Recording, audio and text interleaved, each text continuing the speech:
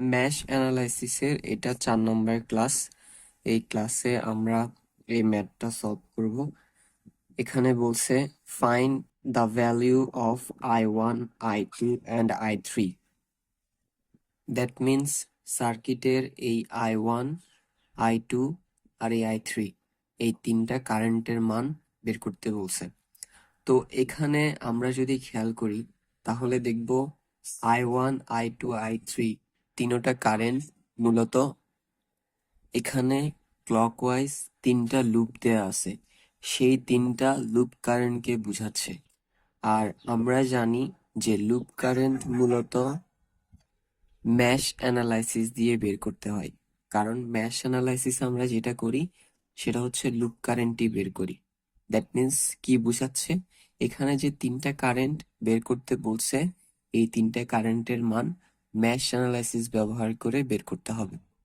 আমরা জানি mash analysis ব্যবহার করার জন্য এই তিনটা রুলস ফলো করতে হয়, যার প্রথমটা identify the meshes. That means সার্কিটের যে ম্যাশগুলো আছে সেগুলো আইডেন্টিফাই করতে হবে। আমরা যদি খেয়াল করি তাহলে দেখব এই সার্কিটের অলরেডি ম্যাশ আইডেন্টিফাই করে দেয়াই আছে, এই যে একটা, দুইটা, তিনটা, ঠিক আছে। And consider A direction of current, that means কারেন্টের একটা ডিরেকশন কনসিডার করতে হবে বা ধরতে হবে। তো এই কাজটাও অলরেডি এখানে করে দিছে। তিনটা ম্যাশের মধ্যে এই ক্লকওয়াইজ তিনটা কারেন্টের ডিরেকশন দিয়ে দিছে, রাইট। I1, I2, I3 এই তিনটা কারেন্টের ডিরেকশন ক্লকওয়াইজ দিয়ে দিছে।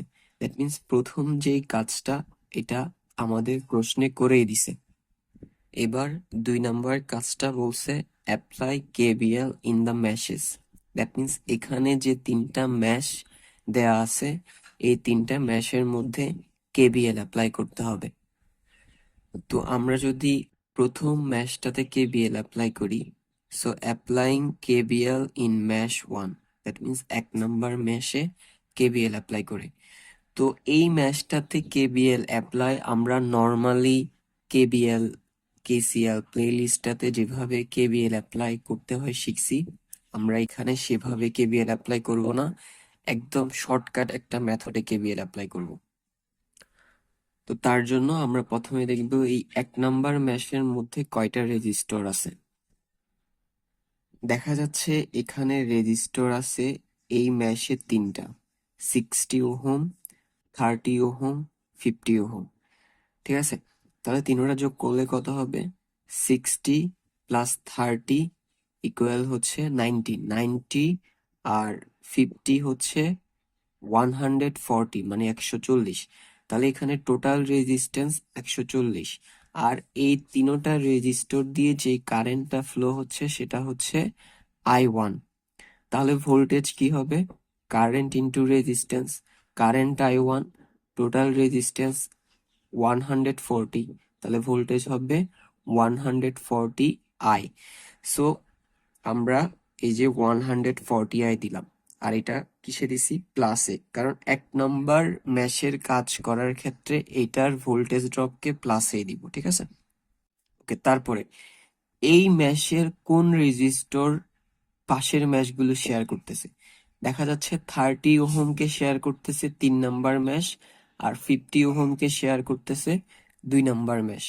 ওকে, সো আমরা এই 50 ওহম দিয়ে এই 2 নাম্বার ম্যাশের কারেন্টের কারণে যে ভোল্টেজ ড্রপ হয় সেটা বের করব। তাহলে রেজিস্ট্যান্স হচ্ছে 50, এটা দিয়ে প্রবাহিত কারেন্ট I2, তাহলে ভোল্টেজ কি হবে? 50I2। সো আমরা এই 50I2 দিলাম, এবং এটা যেহেতু পাশের ম্যাশের ভোল্টেজ ড্রপ, তাহলে সেজন্য এটা মাইনাস দিব।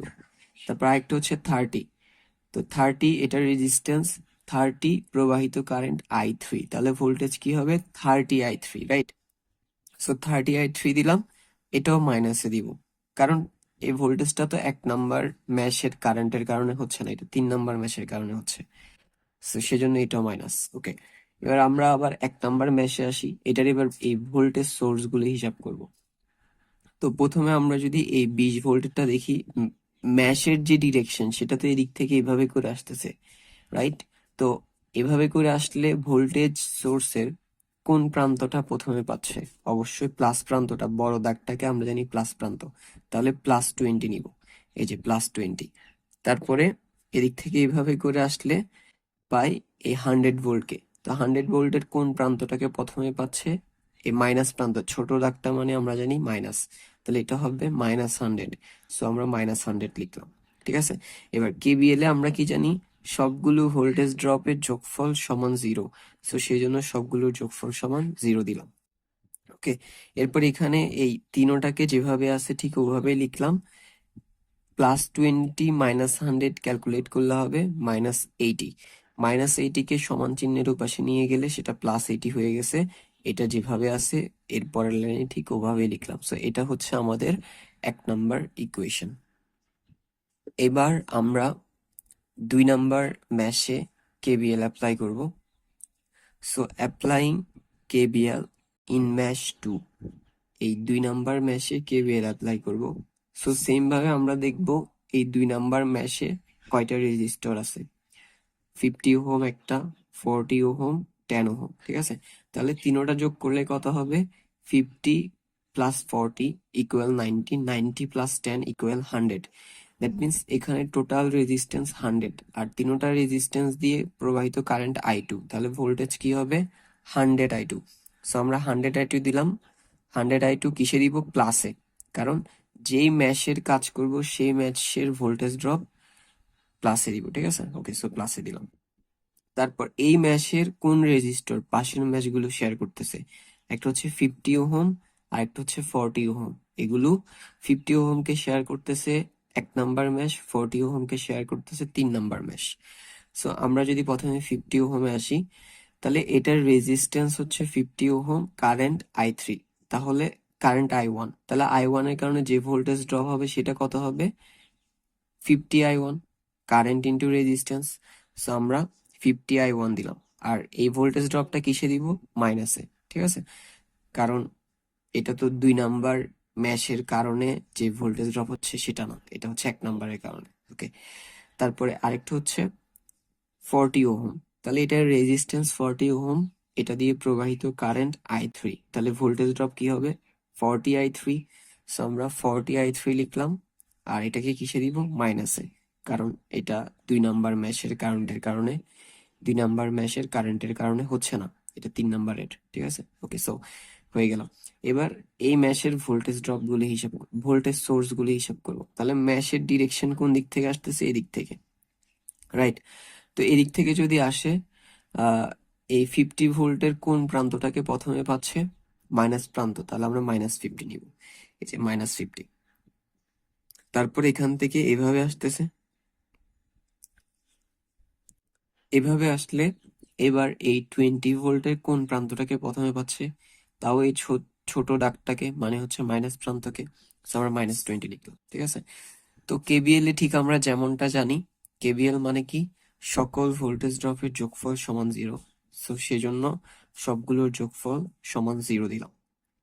ওকে, এবার এই প্রথম I1 I2 I3 যেভাবে আছে ওভাবেই লিখে দিলাম। -50 -20 = -70। -70 কে সমান চিহ্নের পাশে নিয়ে গেলে হয়ে যাবে শুধু 70।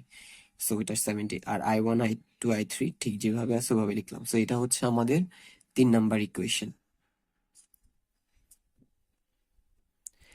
এবার আমরা 3 নাম্বার ম্যাশে কেবিএল অ্যাপ্লাই করব।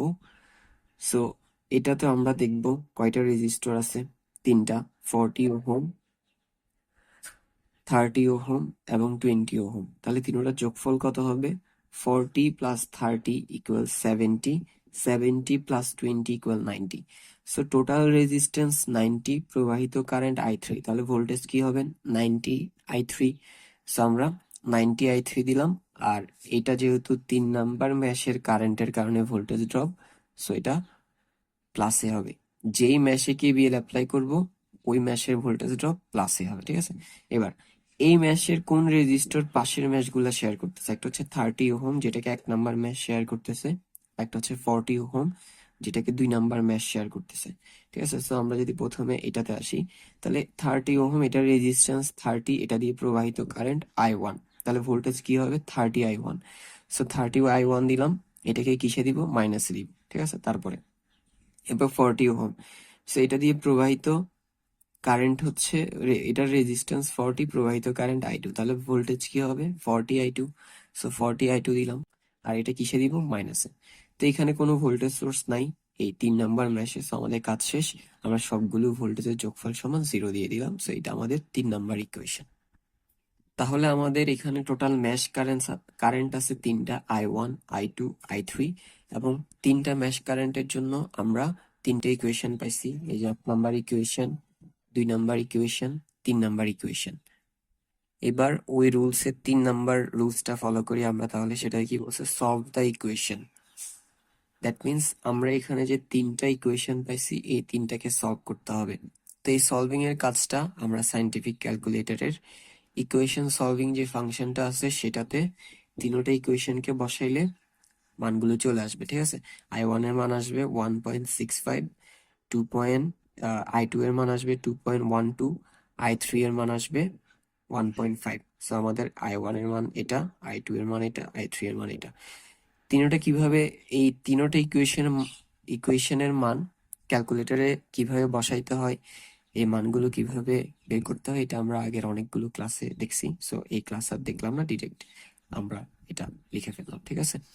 So that's all for today.